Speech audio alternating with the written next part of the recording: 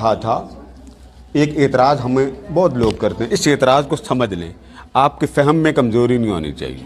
وہ کیا کہ جی قبر میں چلے گیا، وہ مر گیا، وہ کیا دے گا آپ کو؟ یہ بہت بڑا اعتراض ہے۔ اور ہماری خواتین جو ہیں وہ ادھر ادھر درس قرآن سن لیتی، اور اللہ کا شکر ہے درس قرآن سن کر ہمارے ادارے کی جو درس قرآن ہوتے ہیں اس میں ہر شے ہم سامنے رکھتے ہیں۔ اب میں کلوزنگ کر رہا ہوں۔ وہ بس جی ولی مر گئے معاذ اللہ، قبر میں چلے گئے، مٹی مٹی ہو گیا، اب ان کے پاس جانا شرک ہے، گناہ ہے۔ جتنی آیات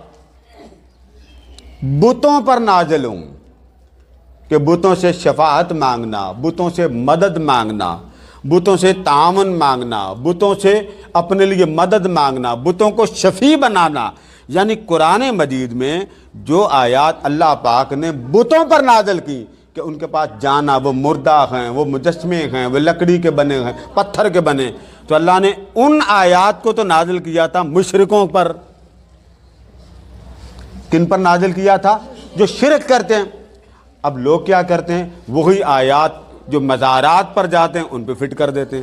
آپ ڈر جاتے ہیں، یہ دیکھیں جی قرآن میں کئی مقام پر آیا کہ جو اللہ کے علاوہ کسی کو پکارتے ہیں، نہیں، آپ کہتے ہیں ابا جی، پکارتے ہیں نا ابا جی کو، تو آپ شرک ہو گیا۔